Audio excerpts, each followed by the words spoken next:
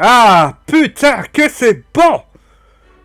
Alors baissez un peu le son parce que sinon vous risquez de m'entendre toute la journée. Et oui, ça y est! Ça y est, il fallait... Alors j'ai peut-être monter un peu le son parce que là vous avez... Allez, je monte un peu, voilà. Paris Saint-Germain, Real Madrid. PSG Real.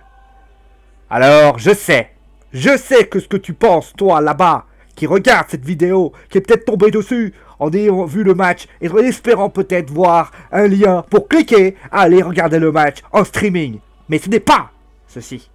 Sache que c'est un match que moi je vais regarder, que toute la France va regarder, que tout le monde va regarder, parce que on ne peut dire une chose, un grand va tomber. Alors je sais que ça fait chier quand je dis ça, parce qu'il y en a qui vont dire « Ouais, mais voilà, le Paris Saint-Germain n'est pas très grand. » C'est vrai. Ce n'est pas à la hauteur du Barça, du Real et de tous les autres, mais au vu de ce qu'ils ont fait cette saison, et des investissements, ils ont toute possibilité d'être grands. Leur logo, leur slogan est « Rêvons plus grand ». S'ils gagnent ce match, on pourra dire ce qu'on veut, mais on pourra dire juste une chose. Ils ont été grands.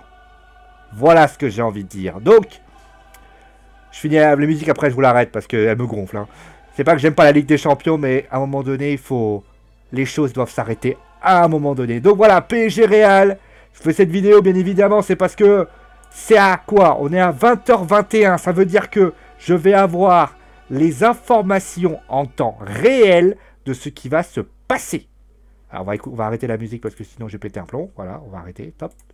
Voilà, on va arrêter. Je vous la ferai peut-être à la fin pour vous faire rigoler à mon coup. Donc, on peut constater une chose. Déjà, le parc sera en ébullition. On a pu voir hier une sorte d'ébullition des supporters parisiens qui étaient mais à fond derrière leur équipe. Et ça, c'est bien. Alors, j'ai entendu comme quoi c'est pas normal que les supporters parisiens sont derrière les fenêtres du Real, mais...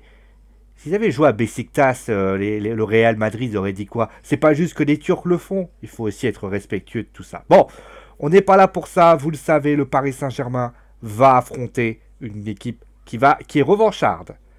Et toute la France... Alors je sais que si tu es supporter madrilène, je t'exemple de tout reproche. Mais bien évidemment que les supporters marseillais vont avoir du mal à dire qu'ils ont envie que le PSG gagne. C'est vrai. Moi aussi, vous savez, si j'étais supporter marseillais, ça me ferait chier. Mais moi, je suis un supporter de football. Je suis un supporter de, non pas de club. Et je pars du principe que quand une nation comme le Paris Saint-Germain, qui représente la France, qu'on le veuille ou non, affronte une équipe en Coupe d'Europe, allez en Angleterre, allez en Espagne, allez en Allemagne, allez où vous voulez, l'équipe eh bien, est soutenue par le pays. J'ai jamais vu le Real Madrid... Alors, peut-être que le Barça sourira après, mais avant, ils seront pour le Real Madrid. Parce que c'est la nation qui doit... Alors, le Barça, c'est un mauvais exemple, parce qu'il y a l'histoire de la guerre Catalogne, mais allez du côté de l'Angleterre. Quand Arsenal gagne l'Europa League, c'est l'Angleterre qui gagne l'Europa League. Voilà la seule nette différence. Et je pense que ça, quelque chose que les Français n'ont pas encore intégré, et ça, c'est bien dommage. Mais bon, on n'est pas là pour parler, bien sûr, des supporters. On est là pour parler de ce match. De ce match qui va sans doute être le match le plus difficile. Et sans doute, alors on parle beaucoup de carrière, on parle beaucoup du moment du Paris Saint-Germain. Ça veut dire, est-ce que ce match va faire rentrer le Paris Saint-Germain dans sa légende? Oui, bien évidemment, parce que c'est un énorme match. Mais ça nous donnera le seul moment, mais ça sera un impact tel qu'on dira, par exemple, il y a beaucoup de choses qui vont parler. On dira qu'Unai Emery avait finalement raison. On dira que finalement c'est un très bon entraîneur et qu'il a su mener son équipe en battant le Real Madrid. On dira de la part des joueurs comme Thiago Silva, comme d'autres, qu'ils ont réussi à répondre à l'événement. Et puis, ils seront... Alors, Chelsea, on avait trouvé des circonstances. Là, le Real, on pourra juste dire, ils ont été menés 3-1. Ils vont réussir à remonter et ils vont réussir à gagner. Je ne parle pas de remontada parce que ça n'est pas le même contexte. Maintenant, comment vont-ils faire? Eh bien, j'ai la composition d'équipe en ce moment du côté du Paris Saint-Germain et du Real Madrid. Donc, Je vais vous la donner et vous allez voir qu'il y a quand même pas mal de surprises des deux côtés. Alors des surprises d'un point de vue sans doute des blessures du côté du Real et l'autre côté on a le Paris Saint-Germain qui a sans doute fait appel à son équipe mais qui a quand même mis Unai Emery à concocter une petite surprise et je vais en parler bien sûr durant ce match. Durant cette vidéo bien sûr qui sera diffusée je pense aux alentours de 20h40 donc vous aurez carrément 20 minutes pour la donner. D'ailleurs il y a combien de temps? 6 minutes, donc il faut que je me dépêche parce qu'il faut que ça soit très court pour que vous puissiez la regarder. Donc au niveau du Paris Saint-Germain, on va commencer avec l'équipe qui domicile comme toujours. Alphonse Areola dans les buts, c'est normal. C'est le gardien titulaire du Paris Saint-Germain. On attendait peut-être une éventuelle surprise, mais non. Là, il fait appel à son capitaine. Thiago Silva sera aux côtés de Marquinhos, qui fait donc son retour. Alors on espérait peut-être une blessure ou non. Il sera bien là, Marquinhos. Composition d'équipe, je pense charnière centrale logique. Alors je sais que quelqu'un dira sans doute oui, mais voilà, on aurait pu mettre Kipembe. Je pense que Thiago Silva, au vu de ce qu'il a dit, au vu de ce qu'il a fait, c'est le capitaine du Paris Saint-Germain. Et à un moment donné, il faut faire appel à lui. Alors je sais que c'est pas facile à entendre, mais moi je pense qu'il est capable, concrètement, de faire littéralement le match de sa vie. Ça on peut le dire. En plus, très clairement, il n'était pas là au match aller. Ça va peut-être le titiller et au match retour, il peut faire littéralement un gros match. Par contre, attention, Thiago Silva n'a pas fait des bonnes prestations depuis quelques temps. Et notamment, il a fait des prestations un peu moyennes, en deçà de ce qu'il est capable de faire. On va espérer bien sûr qu'il se rattrape dans ce match. À droite, Dani Alves, sans surprise.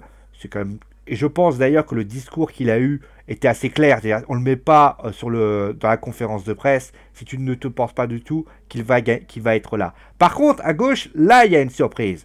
Levin Kurzawa n'est pas titulaire, c'est Yuri Berčić qui est titulaire. Alors, est-ce que ça veut dire que Levin Kurzawa a perdu sa place de titulaire? J'ai tendance à le penser, parce que je pense... Non, j'ai pas dit un 5-4-3-3 classique, bien évidemment.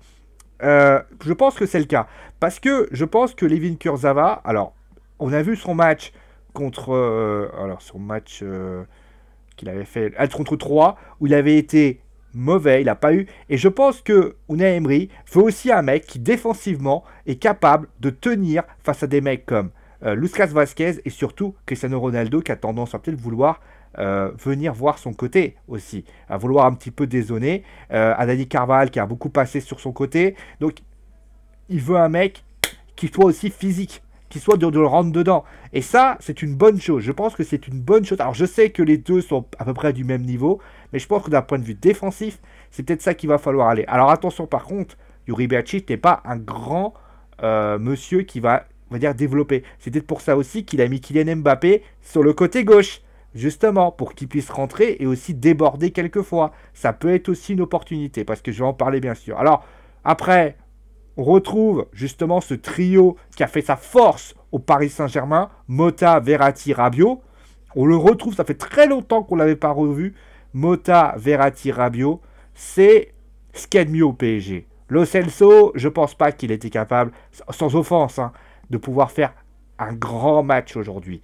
C'est un bon joueur, mais il a besoin, encore une fois, de développer ce qu'il est capable de faire pour être littéralement au-dessus de ce que le Paris Saint-Germain est capable de faire. Là, il nous faut des mecs d'expérience. Thiago Motta est un mec d'expérience. Je trouve que ça aurait été Diarra sinon. Et après, Rabiot, Verratti, classique. Là, on a vraiment le trio qui, pour moi, peut faire mal au Real Madrid. D'ailleurs, on parlera du Real Madrid après. Ensuite, eh bien, nous avons le trio offensif. Neymar est blessé, vous le savez. Et là, Unai Emery n'a pas fait la même chose que la semaine dernière lors du Classico en Coupe de France. Il a inversé Ángel Di María, qui sera titulaire, bien évidemment. C'était difficile de ne pas le croire. Il l'a mis à droite et Mbappé à gauche. Ce qui veut dire que Mbappé sera sans doute dans son mauvais pied. Il sera dans... Enfin, son mauvais pied, il est droitier. Donc ça veut dire que sans doute Mbappé va essayer de poser des problèmes à Carvajal en mettant beaucoup d'accélération. Et bien sûr, Cavani en pointe, ça vous le savez. Et Di María sera sur le côté droit pour faire de même. L'idée concrète que je pense ça va être fait, c'est que on aura Dani Alves et Berčić vont monter. Ensuite, on aura Di María et Mbappé qui vont repartir dans l'axe, qui vont essayer de balancer des ballons. Cavani qui sera le point de contrôle bien sûr, qui est le buteur. On attend de Cavani, vraiment, qui marque des buts. Il n'a pas été bon lors du match aller. On attend de lui au match retour qu'il soit atomique, comme toute l'équipe du PSG. Moi, ce que j'attends de l'équipe du PSG, c'est quoi? C'est pas qu'elle fasse, qu'elle perde, qu'elle gagne. Ça, c'est la vie. On perd, on gagne, ça fait partie du sport. Je veux dire, on a parfois des défaites, on a parfois des victoires. Ça fait partie du sport. Et malheureusement, il y a des fois, il faut accepter la défaite. Par contre, moi, ce que j'attends du Paris Saint-Germain, c'est qu'il perde ou qu'il gagne, c'est qu'il perde, qu'il soit dans la dignité. Ce que je veux dire par là, c'est que il faut qu'il fasse un match légendaire. C'est-à-dire que le match, il faut qu'il finisse rincé et qu'à la fin, ils se disent on a tout donné, on n'a rien à se reprocher. La seule chose qu'on peut se reprocher, c'est le match aller où ils ont pris 2 buts entre la 80e et la 90e minute. Les polémiques sur l'arbitre, moi je vais être très clair. Je pense que le PSG a voulu mettre un peu la pression sur l'arbitre par rapport au match aller. Mais je pense qu'au fond, je suis même pas certain que c'est ce qui est le plus important. Si le PSG fait un énorme match, moi je me rappelle du match il y a quelques années contre Chelsea, Zlatan se fait expulser alors que c'est un peu sévère, et à ce moment-là, mais ils forcent le match parfait. Ils mettent le match, Chelsea, ils ne sont même plus là. Il faut un sentiment de révolte. Je pense que pas mal de joueurs ont parlé au PSG. Moi j'ai entendu des Rabiot, j'ai entendu pas mal des Thiago Silva, des Thiago Motta, j'ai entendu beaucoup de joueurs dire vraiment qu'il faut qu'on s'en sorte. Et ben, ils ont même fait une vignette avec un truc. Bon, après, on aime ou on n'aime pas. Les supporters sont là. Franchement, s'ils peuvent marquer le premier but rapidement, ils peuvent mettre le feu. Par contre, attention, s'ils prennent le but rapidement, ne pas paniquer, ne pas se dire voilà que c'est terminé. Il n'y a rien qui est terminé. Justement, c'est de là que moi j'attends cette équipe. C'est pas forcément qu'elle ait des difficultés défensives. Ils auront des moments où ils vont subir, des moments où ils vont être offensifs. Par contre, moi, ce que j'attends du Paris Saint-Germain, c'est qu'ils se battent et qu'à la fin du match, finalement, on se dira, bah, ils ont fait ce qu'ils ont pu, mais au moins, ils ont fait ce qu'ils avaient à faire, ils ont fait leur job. Après, on perd, on gagne, c'est la vie, tout simplement. On va passer bien sûr au Real Madrid. Alors, 3-1, ils sont sur un plateau. Alors, je pense d'ailleurs que j'ai remarqué que c'est un 4-4-2. Avec donc, alors on a, alors Kroos, alors notez, Kroos, Modric, pas là. Ce qui veut dire que les deux ne sont pas à 100%. Ce qui veut dire aussi que ça peut être un gros signe. Casemiro, alors on va prendre après en basse, alors à part Carvajal qui revient parce qu'il était suspendu, sinon on a Marcelo, Ramos, Varane et Carvajal. Au poste de centre, enfin au poste, ensuite nous avons deux milieux de terrain dans l'axe avec Casemiro et Kovacic. Quand même, moi je trouve quand même que c'est, alors est-ce que ça va être une bonne idée ou non? Il n'a pas tenté Zinedine Zidane, ce qui veut dire que les deux joueurs ne sont pas à 100%. À mon avis, ils vont rentrer si le Real est en difficulté. Et moi, ça me fait penser à tous ces matchs, le Real ou le Barça, et le Messi est arrivé. Ensuite, Asensio, très bonne idée, de toute façon, c'est voilà. Et Vasquez en gauche et droite. C'est une équipe qui va avoir, voilà, qui a compris que le Paris Saint-Germain, là où ça va poser problème, c'est sur les côtés. Ils ont mis une doublette, ça veut dire que clairement, il va falloir que Mbappé et Di Maria défendent et que Beacic et l'autre côté, Dani Alves défendent bien. Il faudra que ça pistonne aussi parce qu'ils ne peuvent pas se permettre de rester derrière les latéraux. Donc ça va être vraiment un gros moment où ça va être très tendu. Ensuite, devant Benzema et Cristiano Ronaldo, je me dis aussi que Cristiano Ronaldo aura peut-être un rôle aussi où il va tourner, il va essayer aussi de poser des problèmes et aussi de jouer avec Thiago Motta. Parce que lui va essayer peut-être par son dribble, par ses situations, de poser des problèmes et de récupérer le ballon à Thiago Motta pour essayer justement d'y aller. Parce que je pense que Kovacic a un but aussi, c'est d'être peut-être un peu plus brut envers et être aussi un peu plus...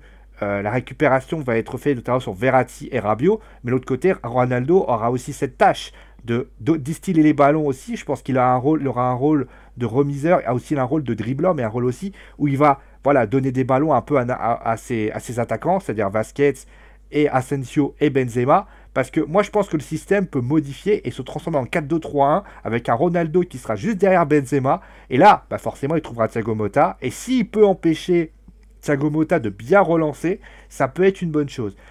Très clairement, cette équipe du Real, elle a quand même du la gueule sur le papier. On peut dire ce qu'on veut, mais Kovacic, Asensio et Vasquez, c'est quand même pas des pipes en bois. Et puis, Kroos et Modric peuvent toujours rentrer s'il y a besoin. Benzema, C'est quand même... Alors, il marque pas trop Benzema en ce moment, mais ça reste un buteur, très clairement. Et Ronaldo, j'en présente même pas. Vous savez qui c'est, Cristiano Ronaldo. Donné. Après, très clairement, les absents ont toujours tort. Là, on voit 2 blessés. Neymar n'est pas là, on le sait. Ah, il est blessé.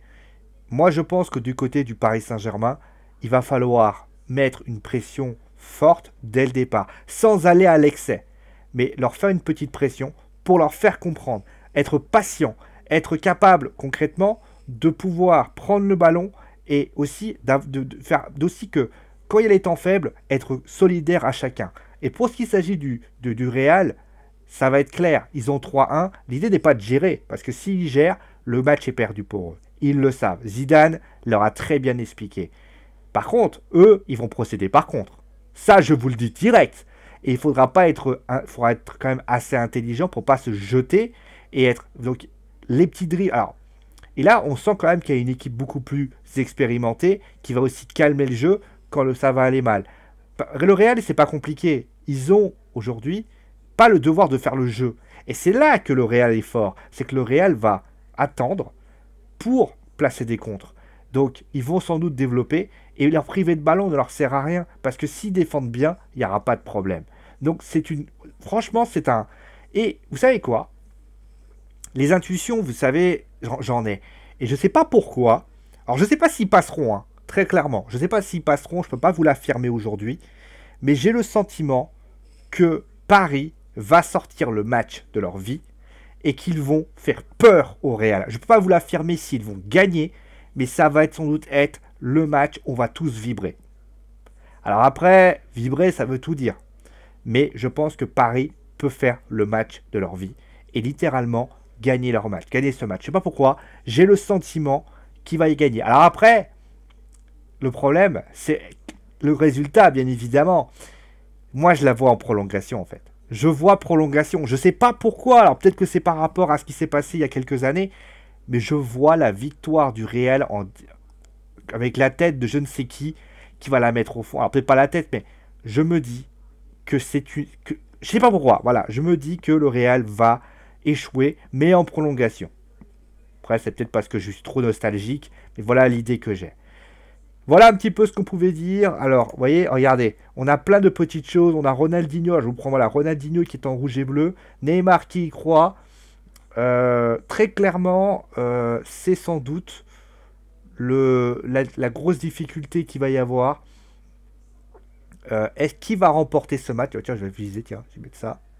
Eh, quand même, 63%, ce qui prouve quand même qu'on n'est pas tous... Donc voilà, nous avons le match qui va y aller. On va juste remettre la musique de la Ligue des Champions. Et après, bien évidemment, je vais vous laisser. Il est 20h37. Dans peu de temps, les deux équipes vont rentrer. Et là, ça va être un affrontement. Je vous laisse avec la musique. Et vous savez quoi? On se retrouve bien sûr pour le focus. Le focus de l'après-match. Qui vous dira forcément, je vous dirai ce que j'ai pensé de ce match. Et je vous dis la vérité. Eh bah, même si je l'aurais dit pour toutes les équipes. Hein. Allez, Paris. Voilà. Allez, prenez soin de vous. Et ciao!